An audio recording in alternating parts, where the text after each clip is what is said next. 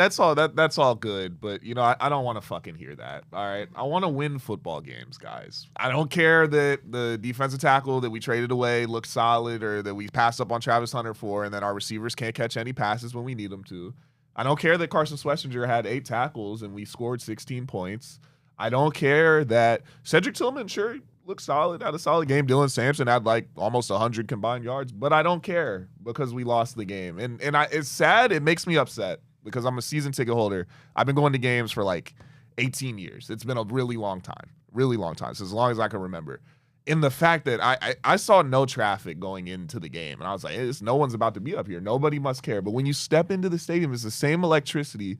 Everyone cares so much. Everyone's so into it. And they're always going to give you just enough to get the crowd into it that we're in there until the 2 minutes left in the game. And it's like, shit, we might win, but we never do. And that's the thing on the culture.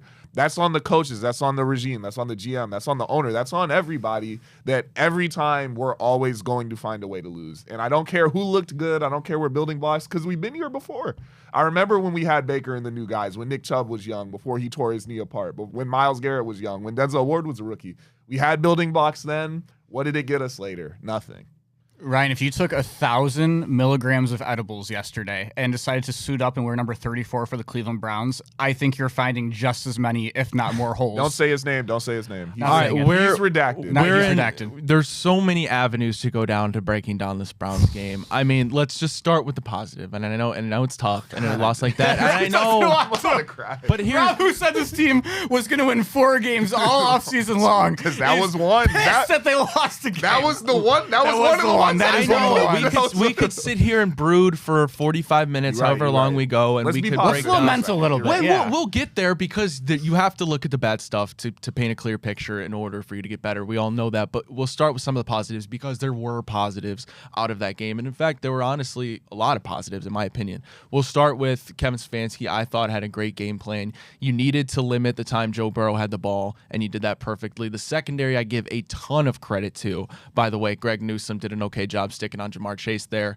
And then the D-line in the second half turned up and absolutely should have been the reason you won the game. The 3 straight sacks. Joe Burrow pinned to the ground by Myles Garrett. D-line turned up, was tremendous. I thought Alex Wright played well. We'll talk about Mason Graham. But Dylan Sampson was a bright spot. Maybe not the vertical runner. You need to get him in space, get him the ball. That's what you got Quinshon Judkins for. That's what I'm really excited to see. They'll be the 1-2 punch because, yes, Jerome Ford, I don't want to see touch the football for my team anymore. Yeah, don't say his name. And Harold Fannin looked tremendous, by the way. Looked like he's played in the NFL before.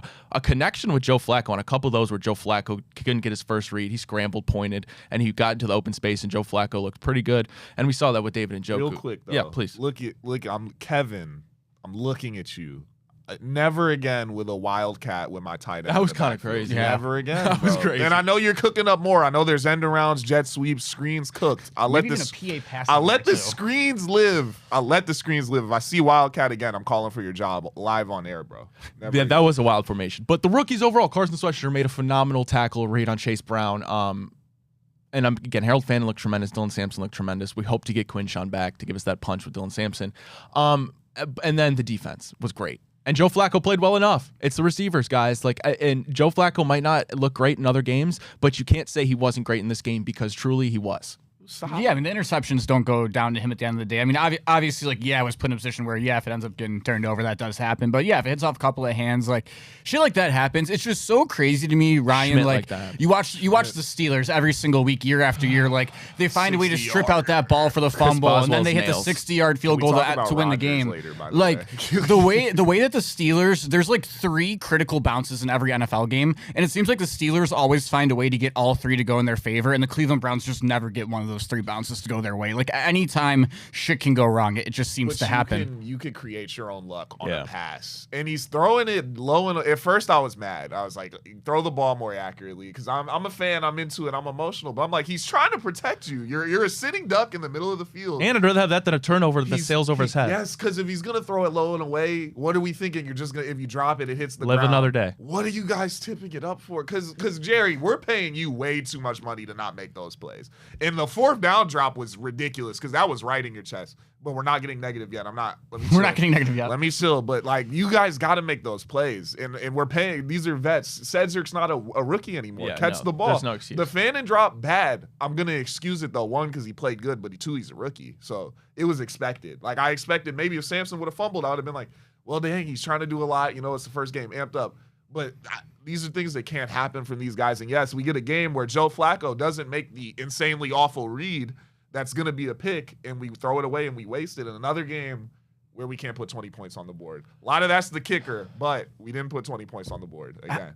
I just don't know how you hold a team to, 7 yards of total offense in the second half and lose a football game that wasn't a blowout at halftime. You know, I thought it's ridiculous. I thought we were chalked because that first drive, they were they walking carved us. down. Dude, they were just running right at Alex Wright every single play. That's another thing. Chase Brown completely destroyed the Browns that first drive, and they got on the board early, and the defense adjusted and responded accordingly. I thought that was tremendous. I think, the Bengals had a lot of questions about right guard entering the season, but I do think a lot of that too was when that Patrick went down, the right guard, and didn't come back later. And I think like he was doing a really good job early on, and then once he was out of the game, that's when they stopped running the ball well. And you credit the Browns. I mean, you had no life of a running game when you're going vertical through the AB gaps. Like, it was all Dylan Sampson on the outside. Even he couldn't get it going through the middle, which you can't expect him to. We talked about it. It's a size. That's the reason he went in the 5th round or whatever it was, is because he's a guy that can stretch the numbers, but he's not going to tote the rock 25 times a game. That's what you need Quinshawn for. But despite that, because Jerome Ford did look bad again, and don't say that name. Stop saying the name. The ceiling is not. There's no ceiling for Jerome Ford, and that's you need to get Quinshawn back. His ceiling was and the offensive line, for the most, I thought the offensive line was fine. I'm worried about Jack Conklin, of course, with that injury. But DeJuan Jones, I think it was one sack he allowed to Trey Hendrickson. They were disciplined, I thought. We didn't see false starts. That's a really big thing. Like, we didn't see, we didn't have to, I feel like we didn't have to burn timeouts. But it's always something because now we're dropping passes. Yeah, you're right. It is. Like, it's always something. It's really, I'll just play and say, because I don't know if anyone said it yet, but we just flat out played better. We